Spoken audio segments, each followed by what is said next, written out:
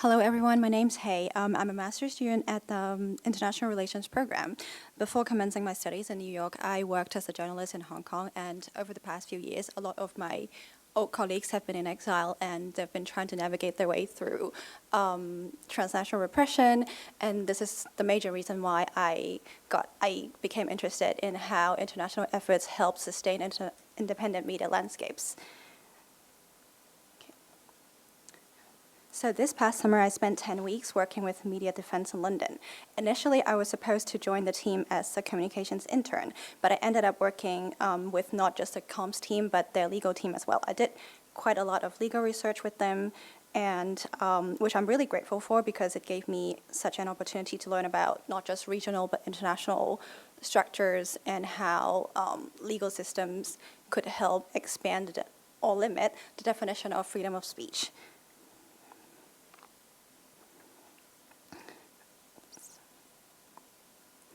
And so Media Defense is a nonprofit that provides legal assistance to media practitioners. And by that, they don't only help journalists, but they also help cartoonists, bloggers, influencers, and artists of other forms. They also try to prioritize smaller outlets that don't have the kind of legal support that bigger or like corporate-backed media outlets have. And they take on cases whenever they come in through their application portal, and they organize training sessions every quarter in different parts of the world. This past month in September, they just hosted a training session in Namibia to inform and train sub-Saharan African lawyers that are interested in working on related cases. They also have a very diverse team coming from different parts of the world and lawyers that are familiar with different jurisdictions. We have lawyers who used to work with the Inter-American Human Rights Courts and the ECHR and many other regional structures.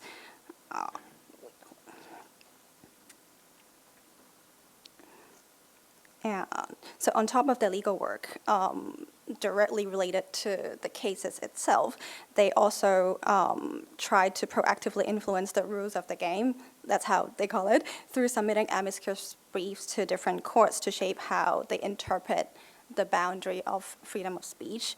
And I find that very interesting because they'll have to be actively looking into the media landscape of different regions like every month or so to find out if there's any new developments, like respectively.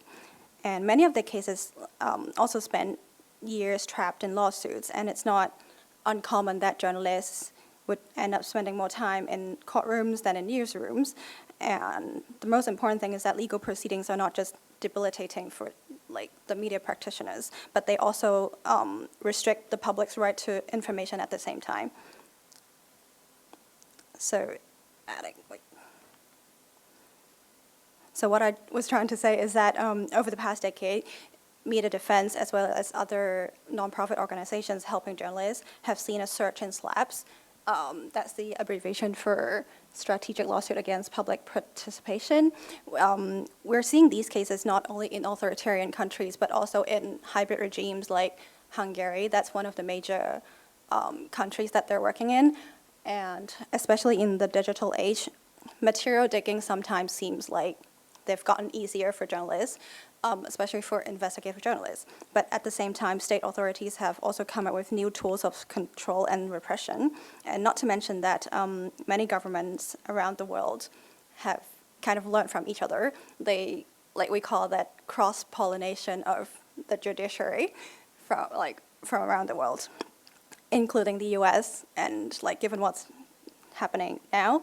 And it's increasingly alarming in a way that the data protection laws like GDPR in Europe are more limiting than liberating in a sense when it comes to the media landscape.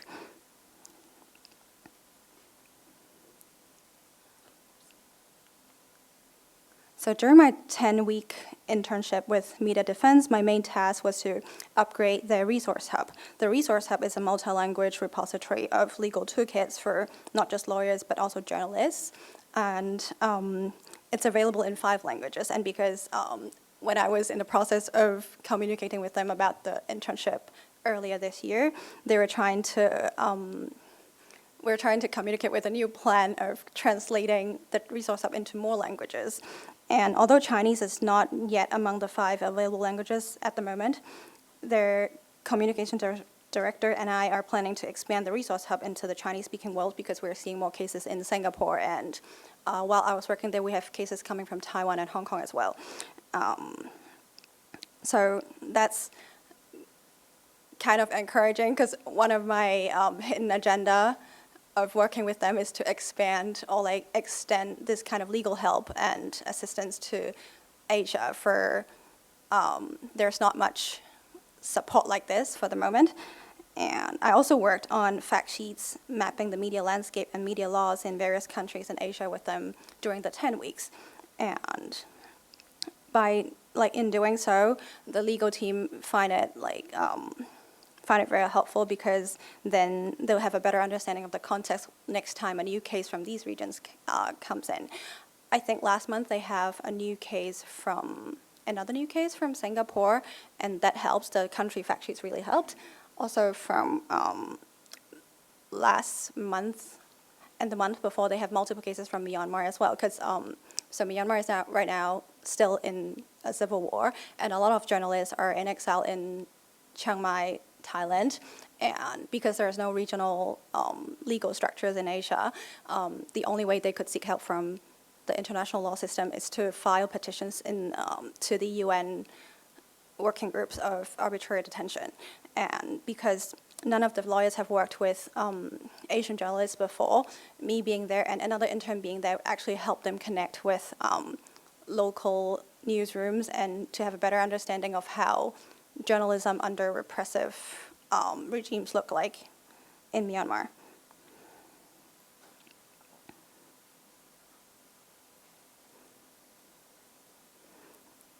And then another very interesting part of my summer work with media events was compiling an international press contact book, because very surprisingly, although they have been working on a lot of cases, they oftentimes only have access to the lawyers themselves, but not the journalists.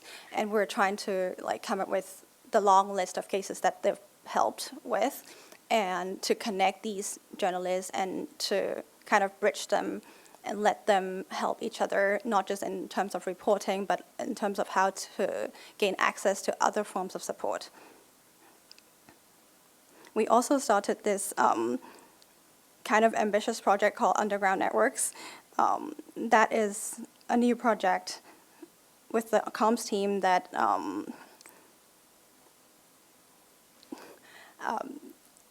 that was an attempt to connect journalists that can't write anymore or can't speak in public. So through us, they could come to know of each other's existence. And so that's like a subset of the previous project. And because we've kicked off quite a few new initiatives throughout the summer, I'm still working with them right now. And the volunteering work would continue until the end of this year, if not longer. And I'm very grateful to have this opportunity to work with them, because if I'm being honest, I was kind of skeptical of the scope of work, because a lot of other organizations supporting journalists tend to support them in material terms like relocation and equipment. But this is something new to me, and I really hope to incorporate this in my future works as well. So, okay, I'm running out of time, so let me just wrap this up by expressing my gratitude to everybody in this room, and it's always comforting to know that people still care. Thank you.